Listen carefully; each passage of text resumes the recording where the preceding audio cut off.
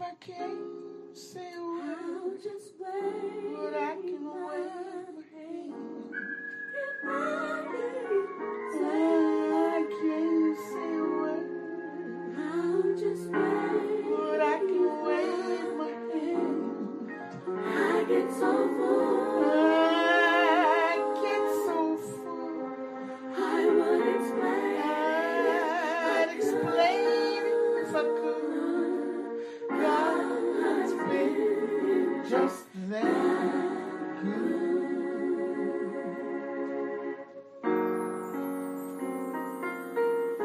What I think is love for me, and how He's looked out for me. I get so filled up like an overflowing cup. I can't say a word, but I can wave my hand. I can't say a word, but I can wave my hand. I get so full. I get so full. I would explain. I'd explain if I could. God has been just that good.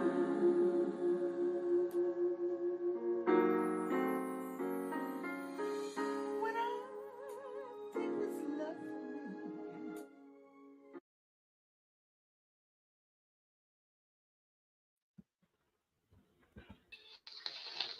Hey, Robin, Hello. how you doing today? I'm great. How you doing today? I'm doing good, and I hope that everybody joining us is doing really good. So today we decided we just want to have a discussion because looks like everything is being thrown out at us, but the kitchen sink. We used to say that when I was younger. That put everything what you could. You cook some goulash, everything's in there, but the kitchen sink. So, um, it's kind of today is kind of a a la carte. We picked a subject and discuss and hope that others would join us in our discussion. So, Robin, you want to go first? What's one of your hot topics? Uh, One of my hot topics would be uh what's been going on with Jasmine Crockett and how the media is going about trying to paint a picture of her of just this outlandish, crazy, ignorant black woman. She made the statement at a meeting about a week ago, and she called Greg Abbott wheelchair Willie. No, she got them Hot Wheels. Hot Wheels, Hot Wheels, Hot Wheels. And I'm sure a million people. I mean, that's the name that I've always heard about him because he's a hot mess, like she said. And she said she was referring to the fact that he's a hot mess and not to his situation of him being a wheelchair. But I just don't understand how they are so blatant about calling her all these outlandish names and painting this picture of her of being this just too outspoken, too bold, too boisterous person. And they didn't do the same for Trump. Trump during one of his speeches, he ridiculed and mocked one of the reporters who had cerebral palsy, and he literally mocked this man and kind of portrayed himself shaking and gyrating about as he was at the pedestal. How could you know, be okay with one and not okay with the other? Is it just because of the color of her skin? I mean, Trump has a list of things he's done, he's said, he's made different statements, and it just seems to pass the media by the people that support him. And nothing has been done about it. They make excuses for it. Jasmine makes one statement. and it has been in the media for the last 2 weeks. They've even came to the point to saying that they want to censor what she says, which is a delay when she's speaking. It'll be a delay so they can block out what they don't want people to hear. Why haven't they censored Donald Trump? I don't understand. Is it just because of the color of his skin? Is that why? Can somebody explain that to me? How can you be so? To me, it's just blatant racism.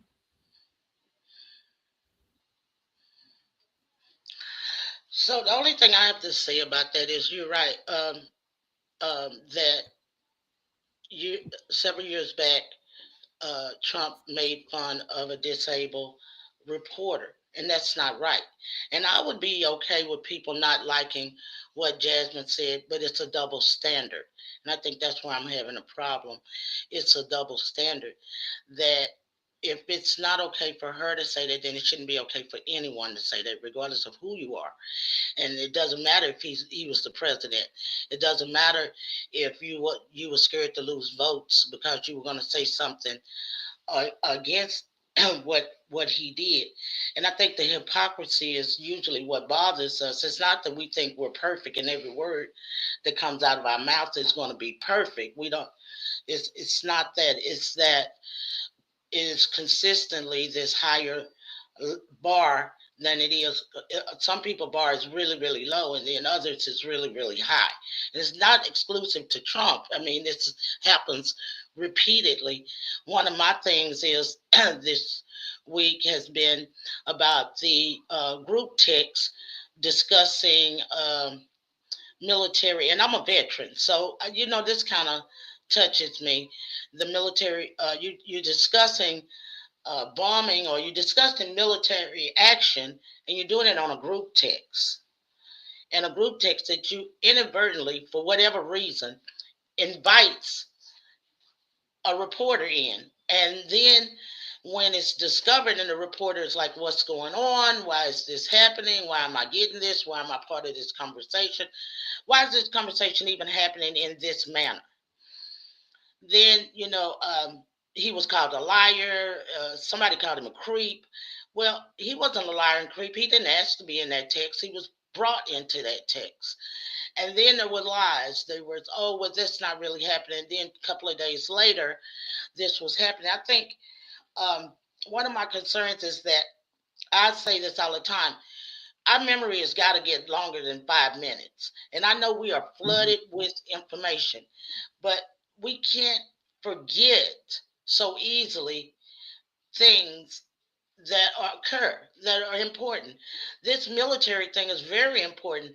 I I have kids that's approaching the age to be in the military, to the age to be drafted. This is drafted. This is not something that we should be ignoring at all. And Mhm. we so this breach of this breach with the military is a big thing. It's not a little thing. It's huge, actually. And Mhm. but where's the accountability? You can't just do things at that level and then just say. And this is what I heard often on the media was, oh, he made a mistake. Oh, it was a mistake. Some things are not just a mistake, and even if they Mhm. are, there should be consequences for it. If Ex- everybody, I went in and robbed a bank and say, oops, I didn't really mean to do that, I promise you I'll be getting charges and be going to the federal prison right about now. So, There was no accountability either for what was done. and it hasn't been any accountability. It's been a lot of, and this is why people have problems with politics. And this happens on the left and the right. This spin that constantly happens, instead of just standing up and saying that something was wrong or that we didn't make the right decision, or what I said was insensitive, we'll say if, or it didn't really happen. So you don't believe what you see and don't believe what you hear. And that's what the where the real problem is. And I think that the that our politicians have become really well at studying us and understanding that our memory is not that long. And so I can say something today and tomorrow I can spin it and you will totally pivot from what you know you saw and you heard. And it is a fact that invited or they included a reporter in top secret information that was done through text. And text is not even appropriate a lot of times, even in my job for certain things. So at that level, it's unbelievable that they would Mhm. get away with that. Some of the other things that's been thrown at us is tariffs. We're still in the tariffs thing. You have the 25% tariffs that's been levied uh, with the cars, with the automotives.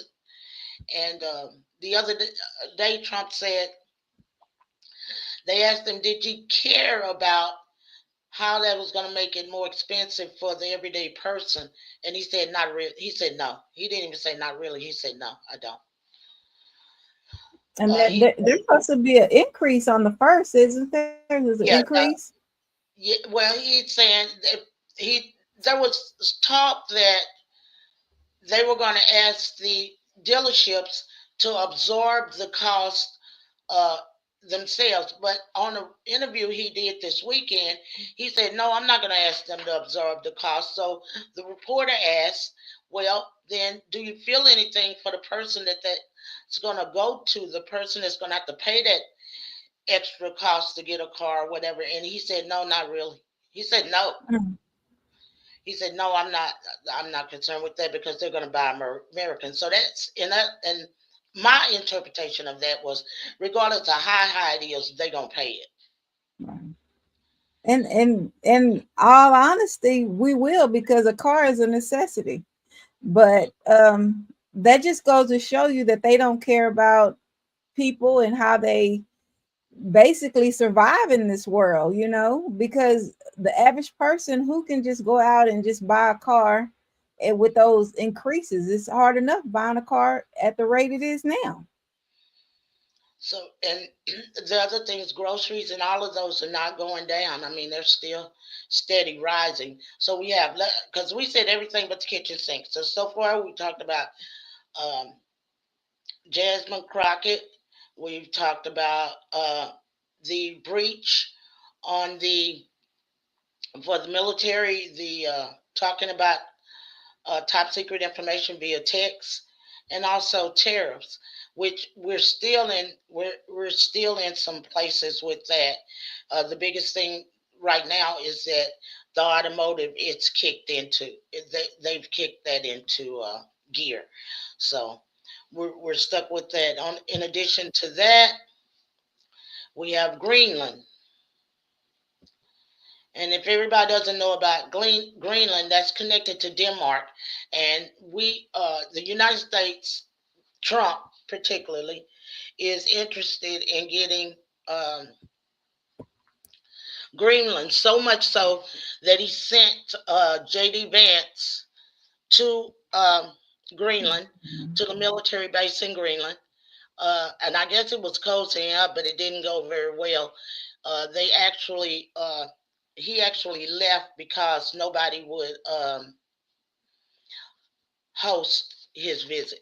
And so the only thing Hmm. he was able to do was actually go to the military base, but he could not do the other activities because no one was going to host it. And they they expressed Prime Minister Meti, I cannot say his name, but I'm going to try, Frederickson, called the idea absurd of taking over Greenland. Why would they want Greenland? They said strategic, military, and resource interests. Greenland sits between North America and Europe and has rare earth minerals. Again, this is typical U.S. stuff. Go in, get the people minerals, diamonds, or you name it. Anything that makes money is the minerals this time. Uh, Hmm. Getting natural resources that we can make quite a bit of money on. So, but the prime minister said uh, that idea is totally absurd, and they really got him out of there in record speed. I think that the only thing that he was able to do was go to the military base for 3 hours. You know what? That kind of goes back to what we were talking about last week, talking about America being the victim, and we are not the victim. Here they are again trying to go into Greenland and take over their natural resources and their things that'll bring the United States money. And when it backfires, something happens, and then they're going to say, "Oh, they started." No, you started going over there trying to dictate and rule over these people and what they have. You know, that's just being to me. That's just being a bully. And well, that's where our memory comes into place. Well, we have to remember these things. Remember when the spin comes, and when the confusion and the back and forth, and saying that you didn't really hear what you heard, you didn't see what you saw. Remember, right now, the reasons that they are trying to get Greenland is primarily, well, now this is what they said. It sits between North America and Europe. And this is where it really matters, has rare earth minerals. Why would they be talking about the earth minerals if there were other reasons for us to be in there? Those are not our rare earth Mhm. minerals. They do not belong to us. Right, right, And this is where historically we portrayed ourselves as victims when we went in to take things that did not belong to us. And those minerals and those rare earth minerals that I'm sure worth a lot does not currently belong to us. And so why would we think that we can go in? And to make this even more interesting, the other day when asked about this, Trump said, well, uh, we are hoping that we don't have to use military force. Why would you say that? right. Why would we have a problem with Greenland? What has Greenland done Military, for us? he's already talking about military force to go in to take someone's stuff that doesn't belong to them. And so I And don't like care you how said, you when the spin it. spin when the spin happens, it'll say, "Oh, they declared war on us first." No, you went in trying to take over something that didn't belong to you. And this is not something that he started today. He started this in 2019, uh, wanting Greenland. Let me say this. I know our memory is short, but look at this. Back in 2019, and I actually remember this. Trump was saying that he had a problem with us going and getting all the shithole countries like Africa, and he was tired of the shithole countries coming into America and us being involved in them. And so what he said was, why don't we get more places like Sweden, uh, let them come into America, more countries like Greenland. And that's when he first mentioned Greenland back in 2019. And let's get more countries like Greenland, Sweden, Australia. What is the commonality between those? Those are probably some of the least diverse uh, countries around. And and so, but in like Puerto Rico, Africa was a shithole country. All of these other places, pretty much wipe our hands of them and get the clean white countries connected to us, of making them more aligned with United States and even being part of United States.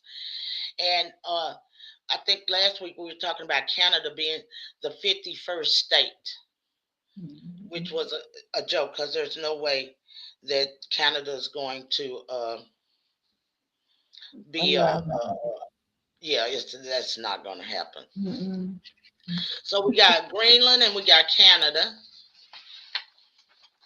and all of these things are designed for distraction, and all of these things are designed to get us off course, and some are, I believe, are designed to get us upset and get us out in the streets. I do not think it is safe for to be in the streets, and particularly for black people. Right. And I think all of this, like removing the Black Lives Matter, which nobody really cares that they did that at all. Mm.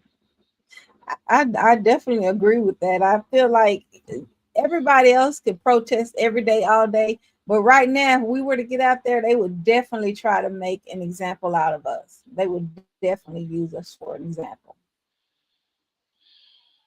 It would go back as far as, back in the days when, like you said, I've heard you say when they used to put water hose and dogs on us. It would go back to Hmm. that time.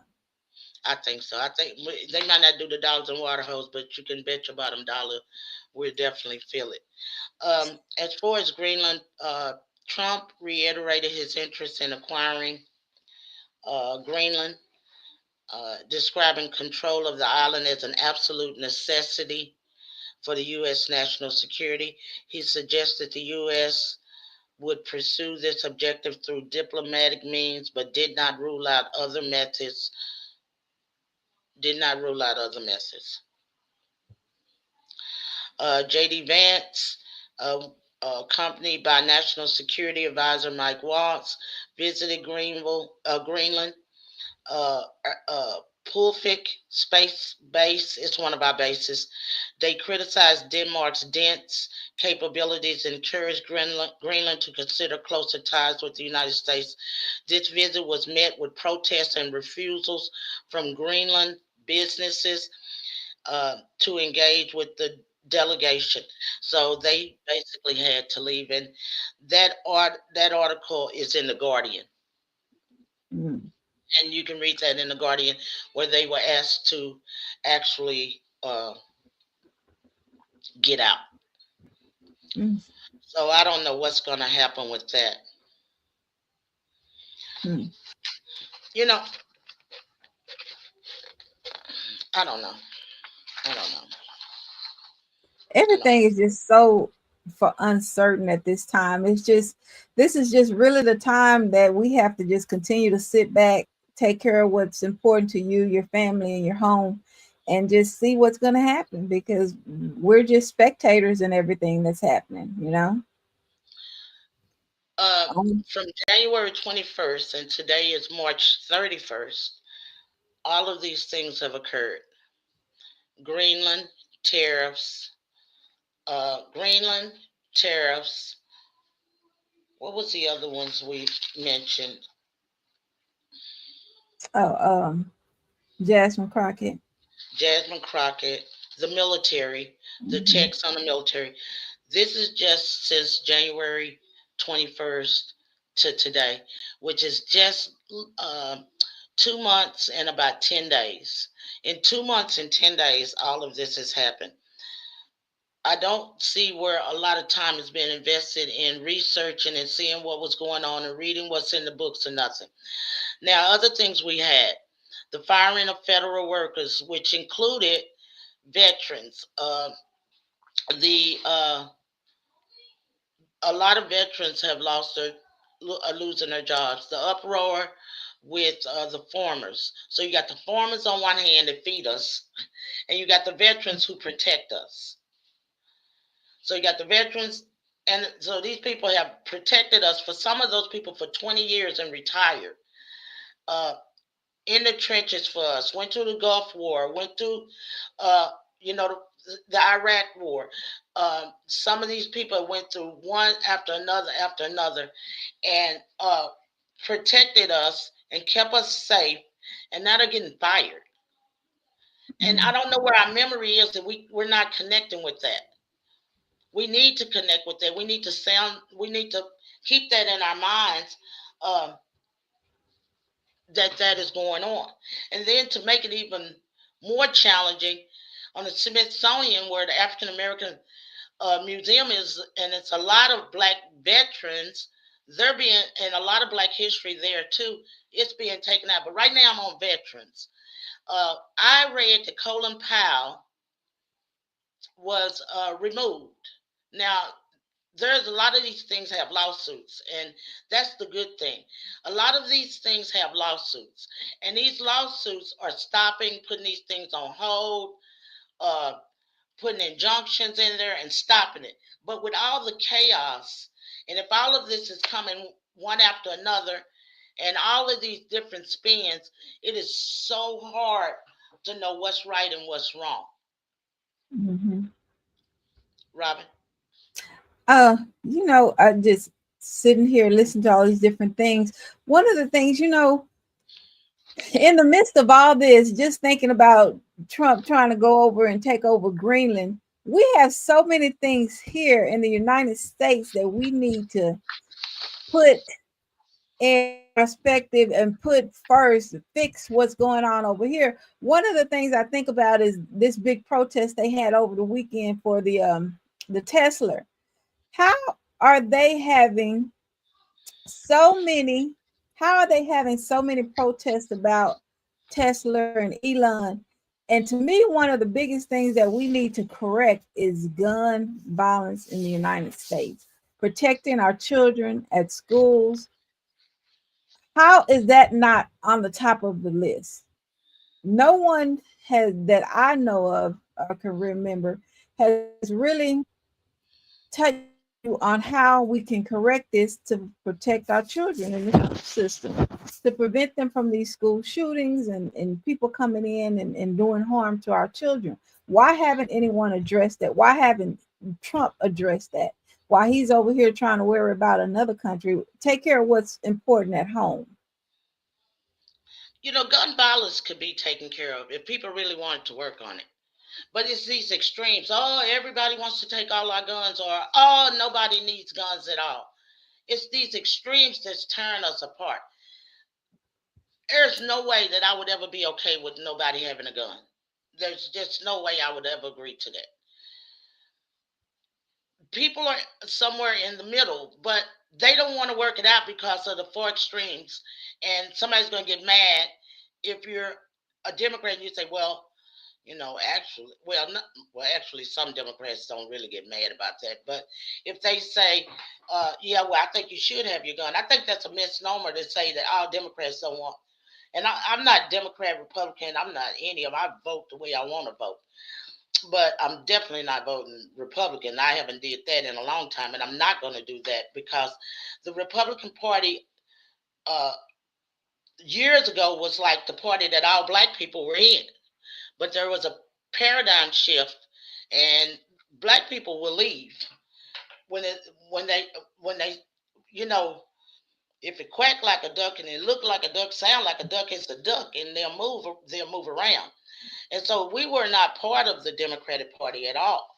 But I think now people are more independent thinking. Most people are more independent thinking, and I think those are the ones that get drowned out because they're okay with saying that a Democrat did something right or wrong, and they're okay with saying a Republican did something right or wrong. We just can't find a lot that Republicans are doing right now because the things that they're doing is hurting people. Right. And it's hurting people in their pocket. It's hurting people emotionally. It's causing anxiety everywhere. People are at their wits' end, and but I don't know how many black people at their wits' end. I think we kind of saw this coming, and we knew we've seen this before, and we know what this is, and it's really hard to get us to see it differently. Right, right. We knew it. We're gonna have to embrace ourselves for what is to come. Hmm. We've been here before. But the thing that I think is so great about this, and if you look at the glass half full, you're gonna say, "Oh, this is a disaster. It's never gonna get better. Oh my God, the United States is gonna crater." I don't think that we should be looking at it like that. I think that we have to remember, particularly black people, how resilient we are. And yes, we've seen this before, and I think this is really good because it's teaching us that we do need to watch out for each other. We need to support each other. And we were the only race of people every other race of people could interact with everybody and still Mhm. support their own. They can still support their community. If you go into a community that's of Asian or Oriental, you'll see an Asian store on everything. But they still communicate with black people. They communicate with white people. They're not isolating because they are making sure that their kids have opportunity when they grow up to work in places, and they're building businesses that their kids can feel comfortable walking into. But the minute that somebody black says we need to build into black businesses, oh, well, you're trying to isolate. No, I'm trying to build businesses that my kids can feel comfortable walking into and starting, and giving them examples of what they can do. Right. Right. Hmm. So, This is just, don't be fooled by the okie doke. Just because they're throwing all this stuff, half of this stuff is never ever going to happen, and it causes chaos. you're right. You're right. You're definitely right about that. And 'Cause, once I read somewhere, Robin, if you tell a lie long enough, people will believe it. mm, well, they definitely got that down pat. Yeah. If I just keep lying and you tell me that it's sun out there, and I say, well, no, it's dark, it's dark, it's dark, somebody's going to start believing it because they hear it. And I've always had this saying, repetition nurtures retention. So when I say something over and over, when I'm trying to teach my grandkids something, I say it over and over because I know the more they hear it, the more they retain it. And that's the same way with the media, with these politicians. They say the same lie over and over and over and over. And then we start Mhm. believing whatever they say. Right. That's definitely true. That's just like the news station. They work together to repeat the same. They repeat it several times of the lies or what they want people to believe, and people automatically, first of all, it's on TV, so it must be true. A news reporter said it, so it must be true. And they're just trying. That's their way of trying to get people to revert onto their side or to stay onto their side, repeating the lies. Yeah. If it's on YouTube, it's true. If it's on TikTok, it's true. If it's on Facebook, it's true. Twitter, which is formerly X, is true. Blue Sky is true. You know, I, I always want people to go and look and see if we're giving them any facts. We throw our opinions out, yeah. But did he go to Greenland? Did they kick him out of Greenland? Did they not want him there? You can go and you can research what actually happened when he went there. Uh, is the tariffs actually starting on the first? And it's what I made a comment. I said Trump said he didn't care if uh, if the public had to pay more money. Is that true? Did I just make that up? Hmm. You gotta verify everybody, and it's a lot of ways to do that. And sometimes it's just picking up an article. Sometimes it's data on the website. And if if you ever want to verify something, because we're listening to too much stuff at one time, and it gets confusing. They're throwing a plethora of things at us, and we're having to digest it. And before we can even digest it, something else is happening. Right. That's Right. why I like podcasts a lot. I like podcasts, and I like really the ones that try to be authentic and try to be honest and not. This podcast is not a friend of Trump, but that doesn't mean that we are a friend of lying on Trump either. And we're not a friend of that the whole the politicians that follow. But I'm not a fan of every single Democrat either. Right. We try to be objective. We have our picks, but we're, like you say, we're not going to lie on you just to bring people to us or make people want to look at us, because it's unnecessary. A lie could be, like you said, a lie could be research. You could look it up for yourself. But we try. We really do try hard to verify what we have. So let's talk about polls, because I wanted to mention these polls, approval polls, and approval ratings. And one of the things I want us to look at is every poll. You need to know when you're listening to polls, listen to the words of the polls. I'm going to tell you two that I think you might want to really pay attention to. The Quinnipiac, that is a well respected, but also it's a nonpartisan poll. So it doesn't lean Republican, and it doesn't lean into Democrat at all. So when you look at that, that's more of a nonprofit, nonpartisan poll. Also, the Gallup is a nonpartisan poll.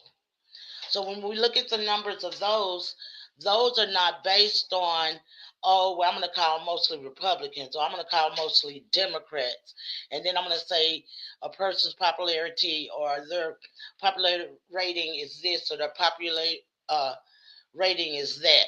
You want to try to stick with something that is kind of as much in the middle as you can get. That way you'll get real numbers, because it'll be a mixture of people that they talk to. That's the Quinnipiac.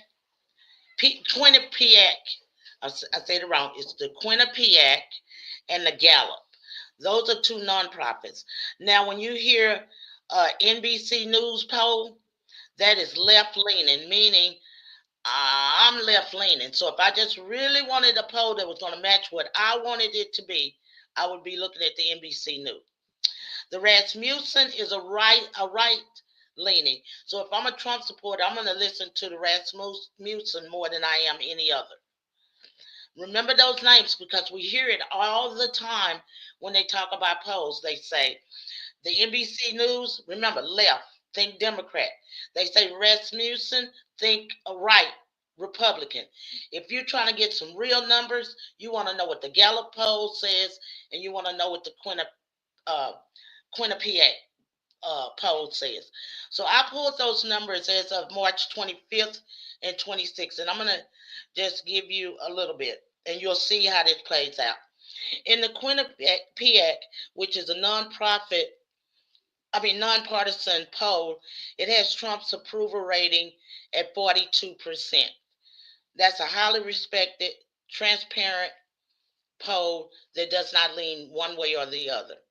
The Gallup has its approval rating at 45, which is that 3 point plus or minus area. It is a nonprofit, and it's considered the gold standard, and it's long standing. It's been there forever. That's the Gallup poll. The NBC poll, which is more aligned with my mindset, has him at 47%. And the Rasmussen has him at 50 plus, and that's the left leaning. So you see how that is? Like the left wing would have him higher, like 50 plus, and then the one that's that's left leaning, the Democratic one, has him at 47, which is down. So, which is the opposite. So you got to pay attention to that. So the most reliable ones, that's not based on pleasing anybody or leaning towards anybody's particular favorite party, would be the Quinnipiac, which is 42%, and the Gallup poll, which is 45%. If I was looking at this and thinking about this, I would be saying that his approval is going down, not because of some left wing poll, but because of a unbiased poll is showing numbers that are significantly lower. So he has a 42% approval and a 53% disapproval. And of those 42%, 80% or more are Republicans of the approval part. Do you happen to have in front of you the what the polls were back in January? I think I remember him, like, wasn't it like 57 or 58% in his Yeah, favor? it was 57. So he's And went it's down. now at 47, It's now 42. 42. Between 42 and 45. Because I would take both of those polls. Give or take a point here or there. The Gallup poll has him at 45. The Quinnipiac has him at 42. And those are two reliable polls that you can look at. I think it does not do us well to only watch news and things that are going to feed our own misconceptions and ideas about one another and about different people. And whenever you can find something that's not biased, then you want to definitely lean into it because you may be getting as close that you can to genuine, authentic information, transparent information, and that's where you're going to want to try to look. And I definitely believe that as people continue to open their and the more they continue to lose because of the changes that he's trying to make, that is going to continue to decrease. Tomorrow is a huge day. In Florida, there's going to be some elections, special elections in Florida, and the outcome of those elections could turn the House, or could have a Wow. it could turn the House, or and I think it's one more. It's one more, and I don't remember where it is. And then the lady was pulled out of the New York one because it was not looking good, and they did the numbers are so close in the House that they didn't want to risk her losing and losing her spot, losing and also not being in the House. So that was just too much of a risk. So Trump actually pulled her, but we they're looking at if these elections go in a different direction, tying or even taking the House, not the Mm. Senate, but the House. We understand we got the Senate and we got the House. I know me and my mother always talk about, my mother's always talking about impeaching. And I always want everybody, I'm glad she says that because I think that gives us an opportunity to talk about that. Look, we went through a month ago, now a couple of weeks ago, about what it takes and what percentage it takes to impeach someone. And if I'm not mistaken, I think it was to impeach is over 65% of the Senate and the House. So that means that in order to impeach someone, you have to get half of the House and then some, and then 15% more. So if you have 100 people, and let's say 50 people are Democrat and 50 people are Republican, that's 100. And so we need 65%. So you get all of your Republicans, that's all of them. Now they need 15% of the Democrats to be on their side. Mm. That is the reason that we have a hard time impeaching presidents or anybody. You got a president. You have to, and then if you get lucky and you get the 65% in the House, you have to go back over to the Senate and you have to get the 65% in the Senate.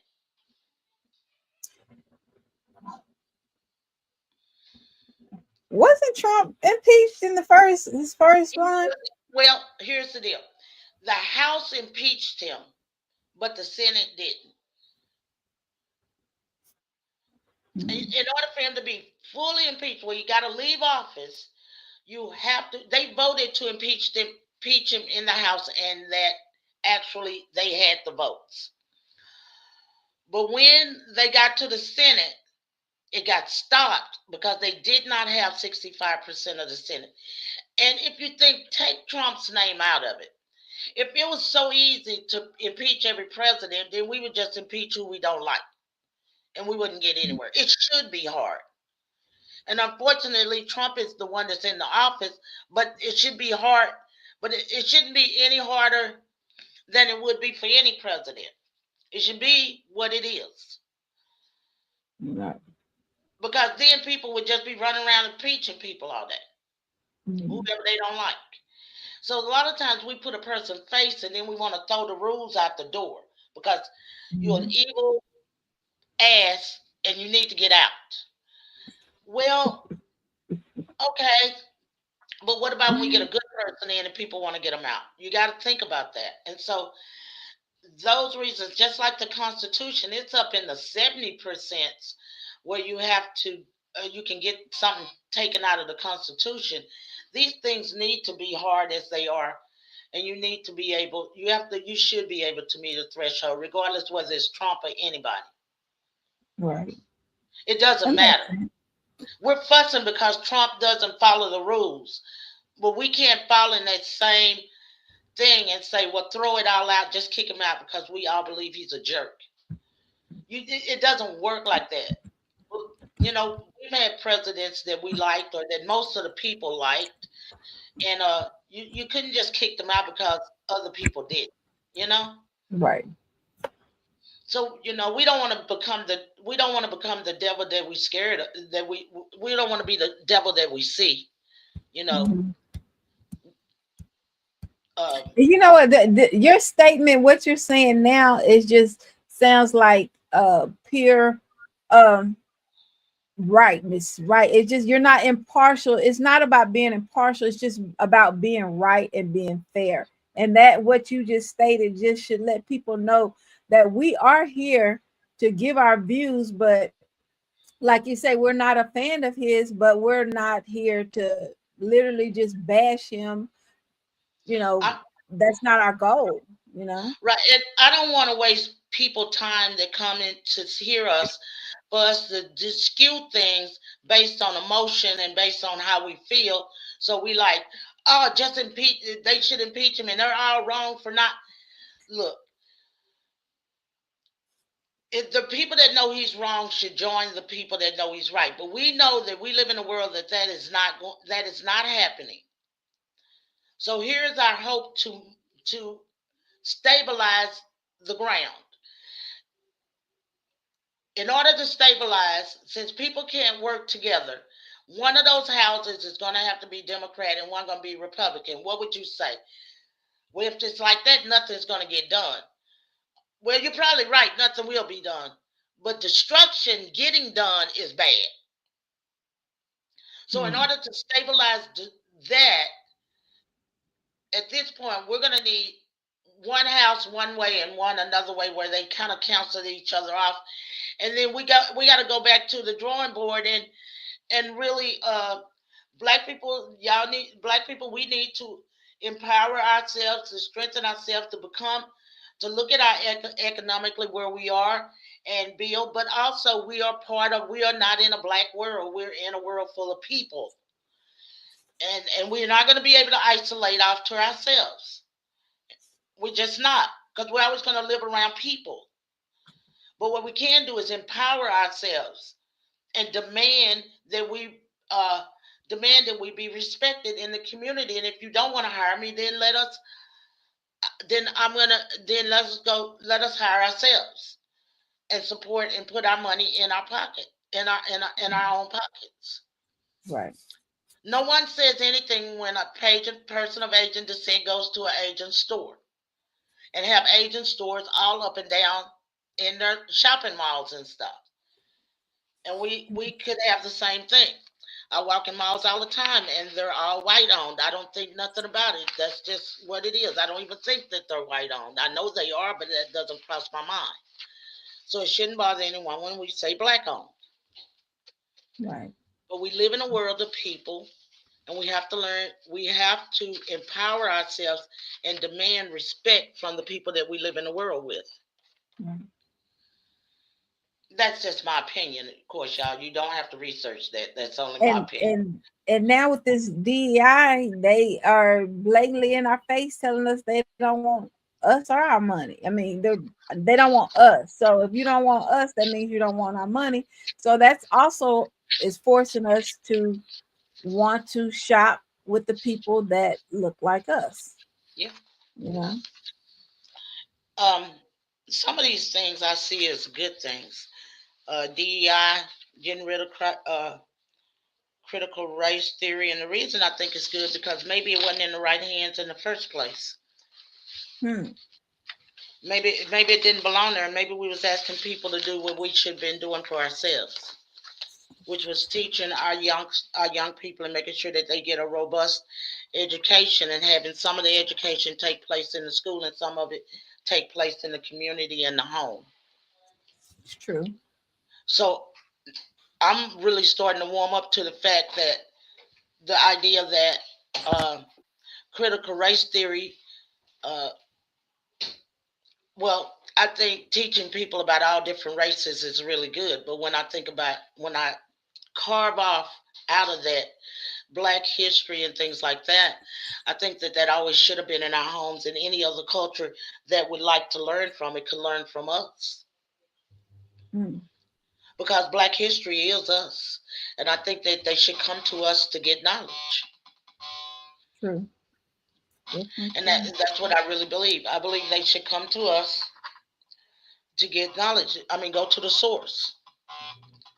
And I really think that should have been in our back pocket all along. If I want to know, think about it. If I really want to know about the Hispanic culture, my nephew learned to be bilingual. He did not learn that from anybody. He went to school and took Spanish and didn't learn a darn thing. He became friends with a Spanish guy, a Spanish kid, and he became quite bilingual. Now he can speak Spanish and read it. Mm, And he's 38 years old, and he's been doing that since he was 16. Sometimes you have to go to the source when you want to learn. So I mm, think us handing it over to them and saying, "Tell my history," that wasn't going to work anyway, because the mm. United States got a history of either trying to erase history, Right. modify it, That's it. or tell it in a way that uh, makes certain people or groups of people look harmless, and that really wasn't what history was. And if I could sit here and say that black people helped African people and black people helped other black people go into slavery, that's a true statement. And I don't care how people take it. It's true. And if that doesn't bother me or make me feel less than, then I don't understand why you can't say that a white person owned the plantation and beat black people. Why does that make you feel bad? Because I don't Mm. feel bad when I know it for a fact that Africans helped people get other African people in slavery. But if We you're not going still to have tell history the right way, huh? we still have people in 2025 that are help putting black people in slavery. Black Yeah, people that and put they're black. black. And they're black. And some of them voted for Trump, but they're black. And so if so I don't think anybody could tell our history better than our history, which brings us to segregation, the new thing. And Mm, I want to be able to say exactly what it is. Wait a minute, I just had it. Oh, there it is. Renewal. Now, this is what Trump did March 2025. Renewal of the prohibition of segregated facilities. Uh, the GSA, which is the General Service Administration, issued a memo eliminating the explicit ban on segregated facilities, such as separate waiting rooms, restrooms, and dining areas in federal contracts. While the administrator stated that existing civil rights laws still prohibit segregation, critics expressed concern that this move could signal a weakening of anti-discrimination protection. mm, So they've removed, he's issued an order to say that in federal buildings and federal contracts there can be segregation, black bathroom, white bathroom, uh, blacks eat over here, whites eat over there. I don't know what they're going to do with mixed people. I guess they'll cut them in half. uh, I don't know how it works with Hispanics. Maybe we have a Hispanic bathroom, an Asian bathroom, a black bathroom, a white bathroom. I have no idea, because it's not just black and white people in this country anymore.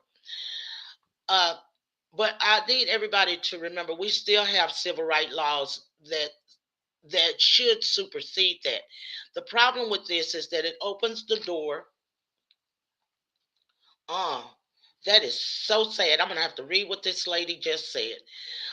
We still have people um,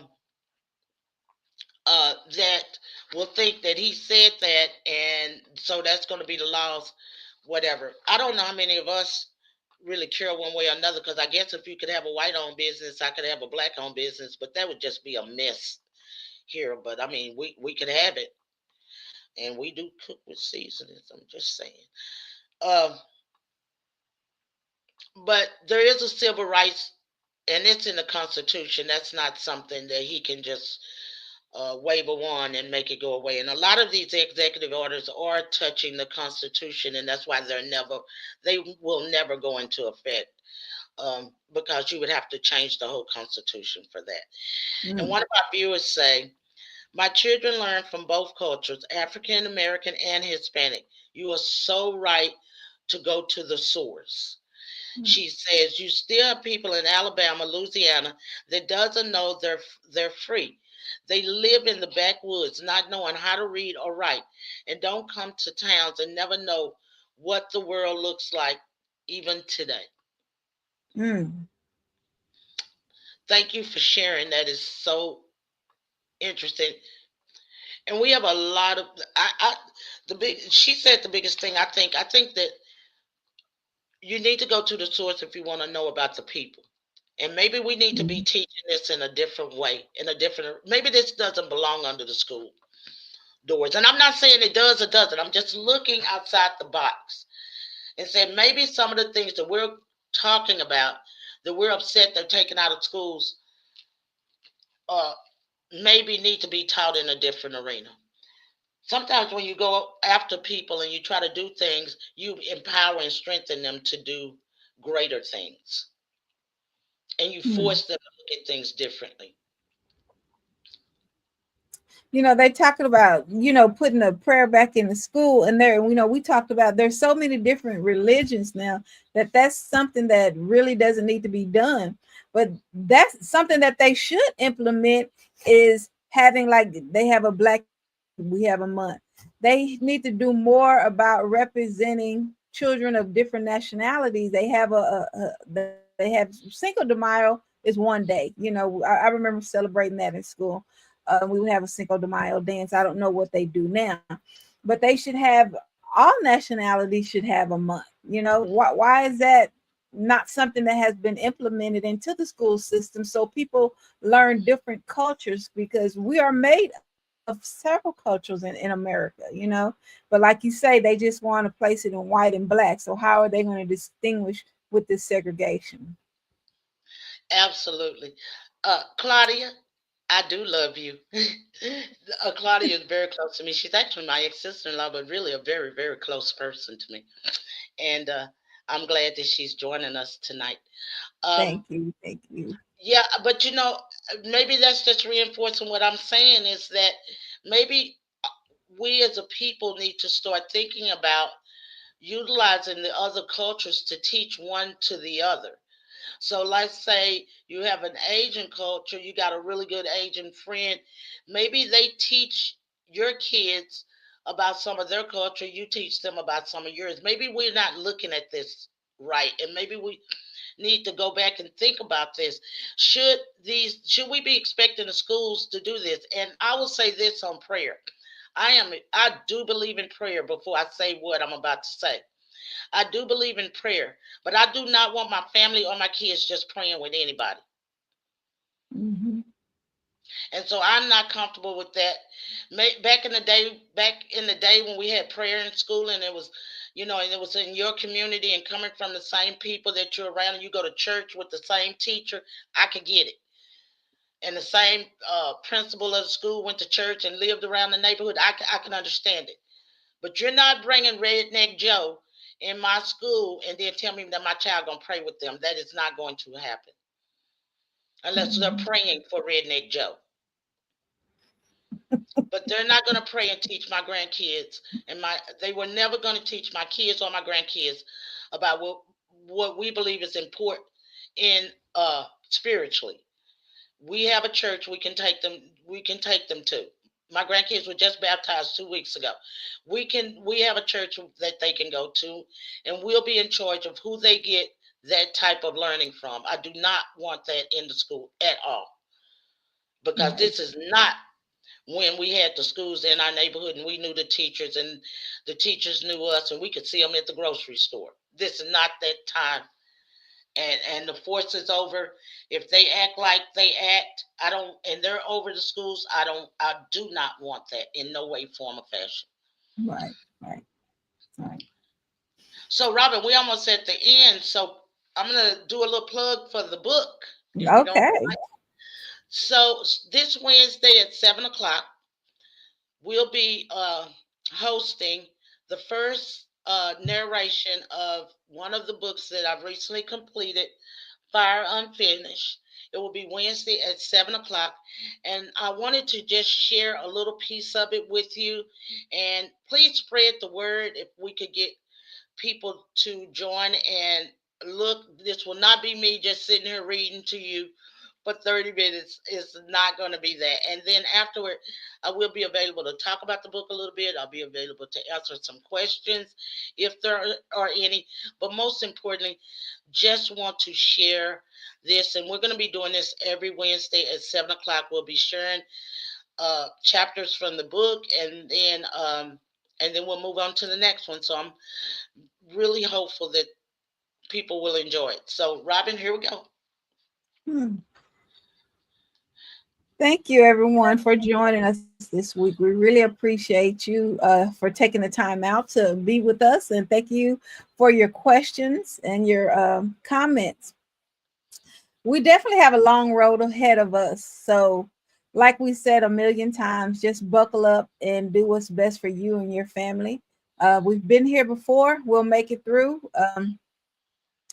Just keep doing what you do best, and that's taking care of yourself and your family. We can't wait until we see you again next week. So until that time, have a wonderful remainder of your week and be safe.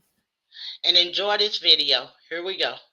Finished opens with an introduction that offers a window into how I, Tammy Lefall, as a writer, came to know the extraordinary and fearless Naomi. These are my words, spoken with conviction, shaped by purpose, and rooted in the unshakable belief that capturing our strength through fiction and nonfiction is one of the most powerful acts of resistance. To those who seek to erase our stories, I say this: you will not succeed. And so I begin. The world's weight rests on my fingertips as I caress the shiny black keys, their smooth surface cool beneath my touch, each one waiting to bring forth the rhythm of unspoken thoughts. With a bit of courage, the blank screen will soon fill with shades of images and words. Am I prepared to unwrap the visions that swarm so freely inside my brain? Do I have the strength and wherewithal to finish what has yet to start? There is such comfort in excuses. Sometimes excuses are the perfect shields, hiding all my fears. An inner circle of voices is playing tug of war inside my brain, showing clips of the past while nudging me toward the future. Safely positioned behind my shield, I answer, not now. This is not the right time, speaking with the illusion of confidence.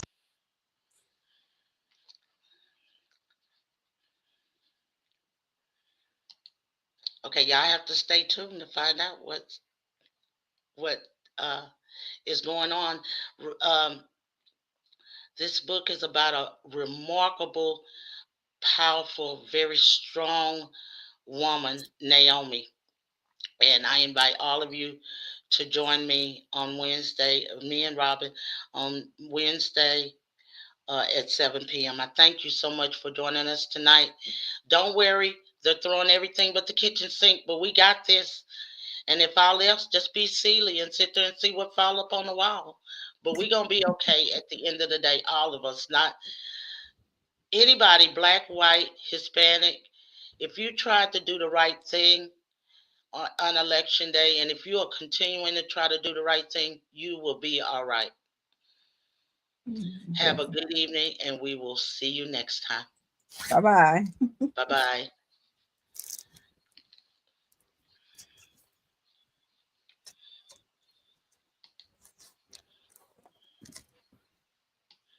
Listen to my mom's beautiful voice.